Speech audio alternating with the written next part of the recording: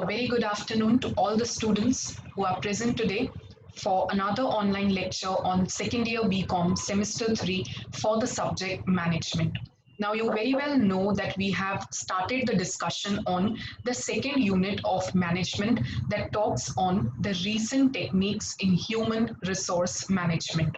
I had shown you all the different contents that needs to be covered in the same, out of which in the previous few lectures we have discussed and revised the first technique, that is employees for lease, also known as employee leasing, and we discussed the concept of moonlighting by employees.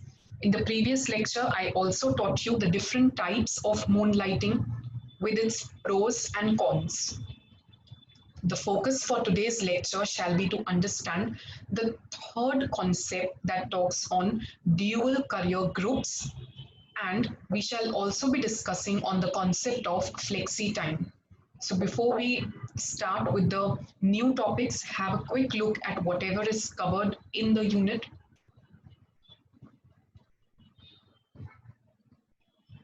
I hope that you are clear with the first two concepts that we have discussed as to how employees are acquired on lease basis. We had talked about the leasing company, the organization who acquires the employees on lease basis for expert guidance and for execution of few projects. We also talked about how is it beneficial to all the three of them, that is to say the leasing company, the employees, and the industry who is hiring the employees on lease basis. We studied about moonlighting by employees, that is to say why would an employee make extra money, what are the reasons of moonlighting.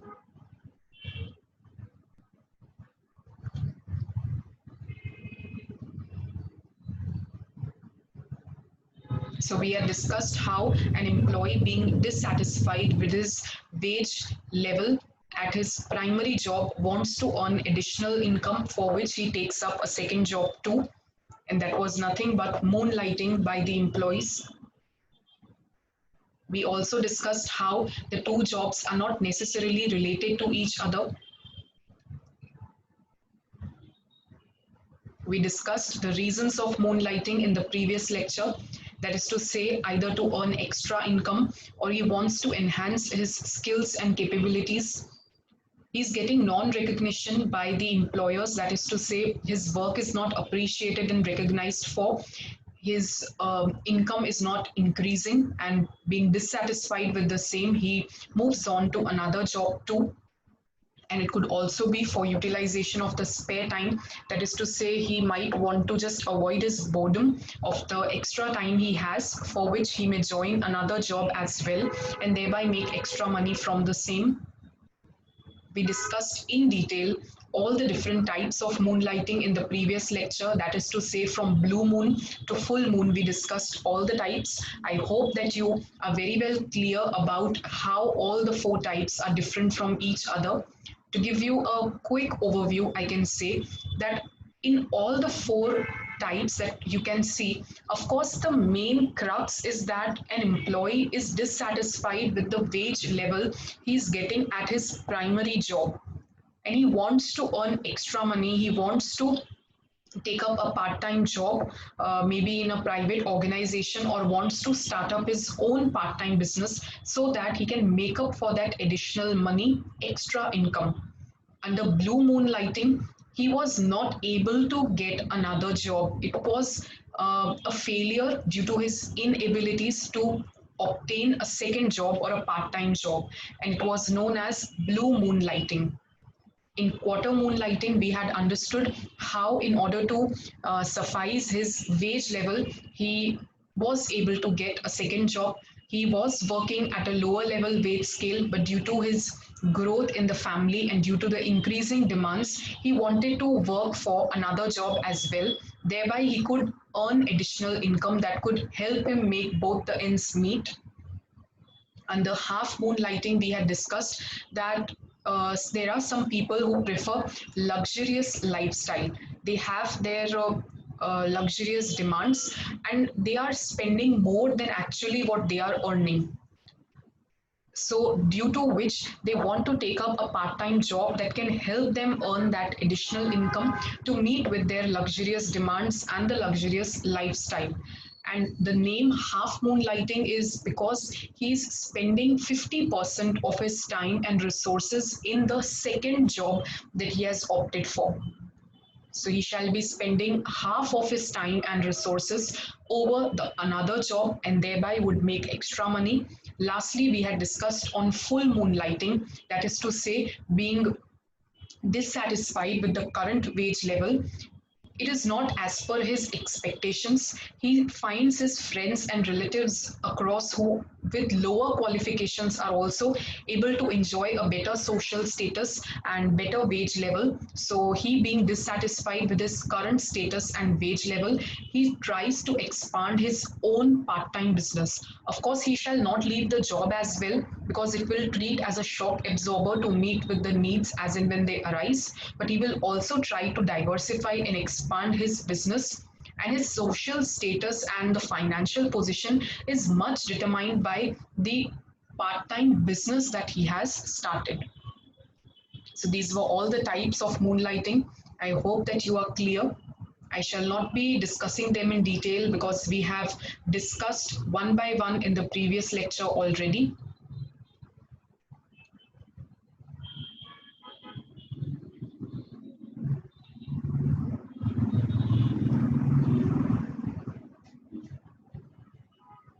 So I hope that you are clear with the types. We had discussed the dual character of moonlighting, that is to say, it is not acceptable on some grounds and it is acceptable on some other grounds.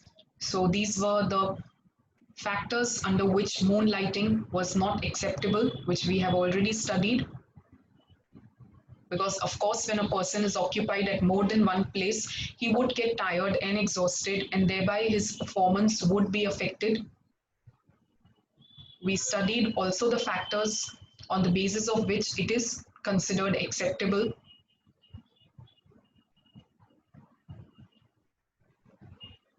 So I hope that you are clear with both the topics that we have discussed up till now, that is to say, employee leasing and moonlighting. Now, let us begin with the third concept and a new concept for today that talks on the dual career groups. Now, when I say dual career groups, the basic meaning of it is where in a married couple, both of them are having their own jobs. They both are professionals, they both are doing some sort of job. That is to say, both the husband as well as the wife, they are occupied at some or the other place. They both are working people, a working couple. And that is why such a sort of couple or such a sort of group is known as the dual career group. Because with the increase in the job opportunities and with women getting more educated, they are able to find jobs as per their skills and they get a sort of financial freedom. They get psychological satisfaction, financial satisfaction, for which even they have started working. So, thereby, it creates a dual career group where both the husband and the wife in a marital couple are occupied in some or the other work. So we need to study about the dual career groups and how it is posing a challenge for the human resource managers as well. So as I said, dual career group can be defined as a marital couple where both the partners are working professionals. They both are working. So they both are occupied in their respective work. It would help them achieve the psychological as well as the financial satisfactions. The women as well as the men gets that financial independence and they both are working. Nowadays, as I said, it is increasing more because more females are highly committed for the quality of work. It provides them economic freedom and better social status. With the change in the mindset of people, even and with the increased education that women are receiving, they are getting number of job opportunities which they are working for.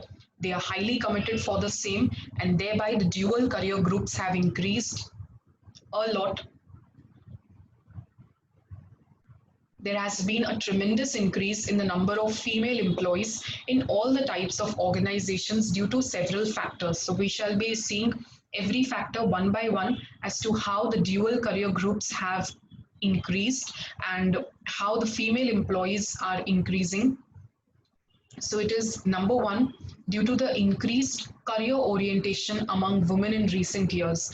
Women have understood how career plays a very important role in one's life. So giving them proper career orientation motivates them to work, and thereby it increases the number of female employees. Creation of variety of jobs upon technological revolution. As the time is changing, the technology is changing, there are a number of other jobs too that have been created for which a woman can work. There is higher level commitment. It is observed that women show higher level commitment towards the quality of the work. They tend to perform with a very great performance. The performance level of women's work is quite higher and quite better. They are less demanding and agitative oriented, so they are not considered to be more demanding, and that is why the increase in the female employees have increased in the organization. Economic freedom. When females are occupied in their work, they definitely tend to get the economic freedom. They gain the financial independence, and they gain psychological and financial satisfaction too. Thereby they enjoy a better social status.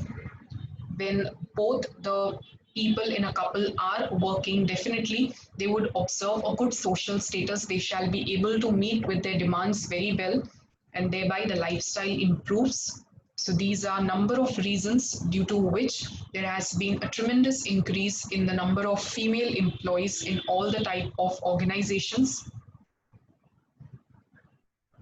So I hope that you are clear with this simple topic on dual career groups.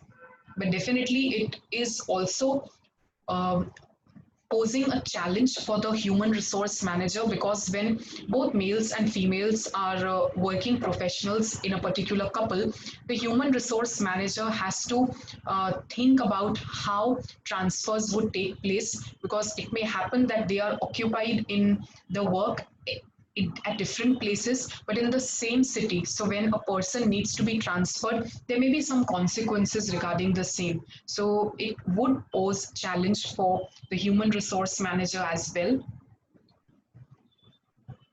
Lastly, as I said, the aspirations for quality of work life would increase. So I hope that you are clear with the topic of dual career groups. We take up the next topic for today, that talks on flexi time. Now, this is again a very simple topic and a recent technique in human resource management. As the name says, and as you can see even in the diagram, flexi time is basically an approach by the organization where flexible working hours are provided to the employees working in the organization. The employees are given the choice to select the working hours that are flexible as per their convenience.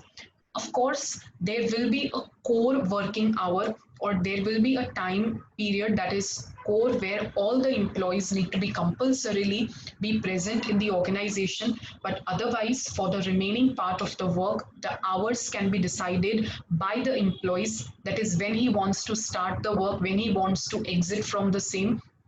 Everything can be flexibly decided by the workers. So when worker is given that choice of selecting the working hours, when working hours are flexible, definitely the employees tend to feel motivated and more encouraged to do the work. The level of absenteeism or the labor turnover rate gradually reduces. So this is again a new concept that talks on flexi time, that is to say flexible time or flexible working hours. Let us understand the meaning of flexi time. So flexi time is a scheme where an organization gives its employees the opportunity of flexible working hours arrangement. There is an arrangement where flexible working hours would be given to the employees.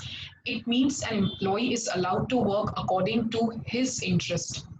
as per his convenience, at his interest, he can choose the working hours. So that sort of flexibility is given to the workers. It is a program that allows flexible entry and leaving time for the employees. So they are allowed a flexible entry, even the leaving time, so they can decide on their own. It will increase the productivity because an employee is working at his choice, decline in absenteeism because the working hours are flexibly decided by the worker himself. So it has to be at his convenience. So he would definitely not sought to remain absent for the job and would reduce the labor turnover and increase in the morale. It would keep the employees motivated and encouraged to work. Also, they would not be leaving the organization, so the employee turnover would be reduced.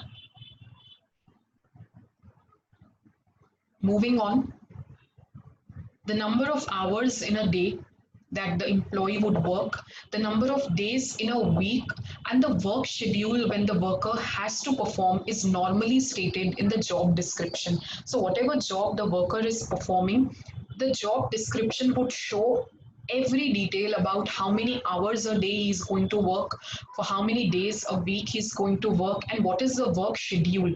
As I said, there will be a gap of a core working hour where he has to be present compulsorily, and there would be the other working hours that can be flexibly selected by the employee himself.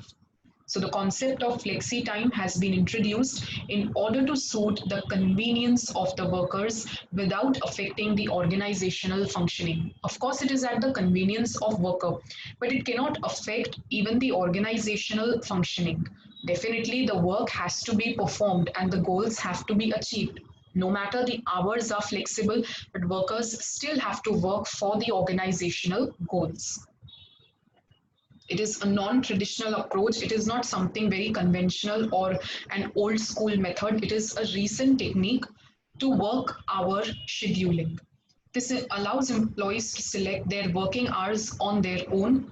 There is, however, a particular core time period. Now, this was the time period I was talking about. That is the core time period for which all the employees have to be present at work.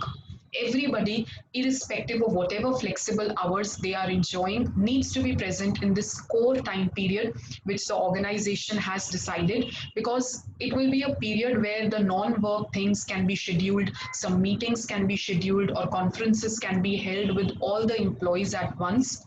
The rest of the work hours can be adjusted as per the employee's convenience.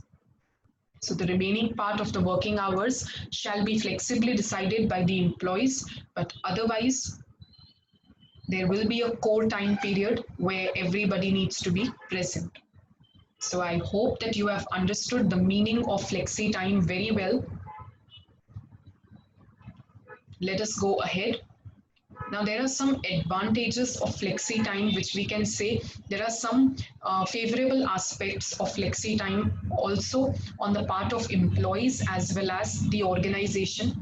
Because when employees are given a flexibility to decide their working hours, as we saw earlier also, the absenteeism, the labor turnover rate gets reduced, their morale is boosted, they are quite motivated and encouraged to work for the organization. On the other hand, even when you have such a motivated workforce, the organizational goals would also be increased, the productivity will be increased.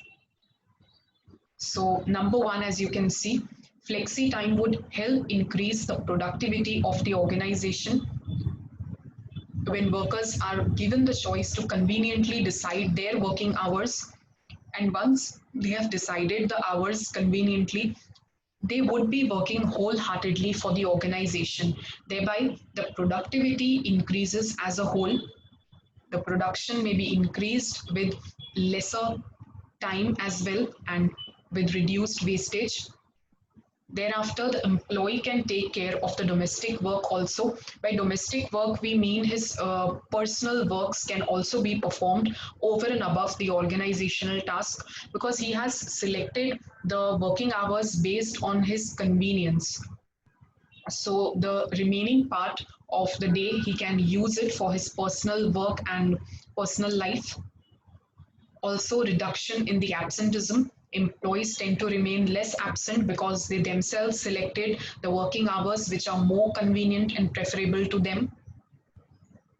Thereby, it would also reduce the employees' turnover. That is to say, the labor turnover rate will be reduced when employees are satisfied, when they are motivated, their morale is boosted, they tend to remain less absent. So, definitely, they would not be leaving the organization where they are given a choice to select the working hours as per their own convenience. So, definitely, there is a reduction in the employee turnover rate, and when there is a reduction in labor turnover rate, it also helps the organization. They don't have to enter into the hustle of new recruitments and selections. Increase in morale due to individualistic approach to the work schedule. The morale will be increased because they are individually given a chance, an opportunity to select their own work schedule. So it will increase the morale of the workers. Lastly, increase in work consciousness also rather than time consciousness. The consciousness towards the work increases a lot. They are not just looking at to the watch, and they are not working only based upon the time, because they themselves have decided the time and they are flexible to enter and leave at any point of time, provided that the work is completed and the targets are achieved on time. So they are more work conscious rather than time conscious. So these are the different advantages, the merits of flexi time. Of course, flexi time is not a concept that is being introduced in each and every organization, but definitely it poses a challenge on the human resource manager. That is to say, if trade unions demand such a concept for the organization, it would create a challenge for the manager how to tackle the same, because as a coin has two sides, flexi time also suffers from some drawbacks that we are going to study right now. So there are some problems too of flexi time on the part of organization as well as the employee. So difficult in timekeeping. When they have been given the choice to select the working hours, you need to understand that there are number of workers working in an organization. So for an organization or for a human resource manager, it will be very difficult in keeping the time or in supervising as to for how long and when the worker has worked for the organization. So it would be very difficult to keep a watch over the same. Also, calculation of overtime gets difficult.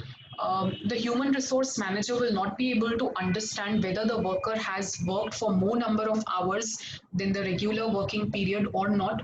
So that calculation of overtime based on which to give increased wages or not will be very difficult to calculate and understand. As I said, there will also be a problem of supervision because all the workers are not working at a same time. Except for that core working period, all others are working at their flexible working hours as per their convenience. So there will be a problem of supervision also. To have a watchful eye every time on everybody would be very difficult on the part of the supervisor, and it may be that errors are created, there are some loopholes, it may happen that some employees are not working diligently, so supervision would be a problem. Lastly, also communication among the team members gets affected. When people are not working at the same time, they have their respective work schedules. When they come and work in the organization, the communication barrier could be seen between the team members. It will be very difficult to communicate the ideas or the work that has to be performed, with which the targets will not be achieved on time. The errors may be reduced, may be increased rather. So there would be even a problem of communication. These are all different problems or different demerits of flexi time. In the next lecture, when we shall be conducting, we shall be discussing on the flexi work and the other technique, that is on the total quality management. You can have a quick look at all the topic that you have studied today. I would give you some time, have a look at the topics. You have understood the flexi time advantages and the limitations. You have understood the meaning of the same. These are quite simple topics.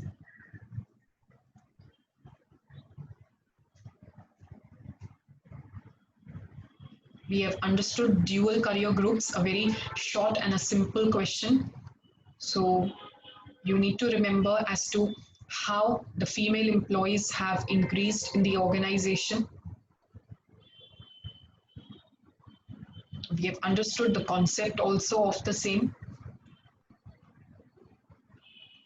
So I hope that you are clear with whatever we have studied today in today's lecture. In case you have any doubts or queries, feel free to post them in the Google Classroom and I shall be answering them at the earliest. See you soon in the next lecture where we shall be discussing some further concepts in unit number 2. Try to learn the concepts, try to understand them better by proper reading. And thank you so much for the day. Until then, happy learning.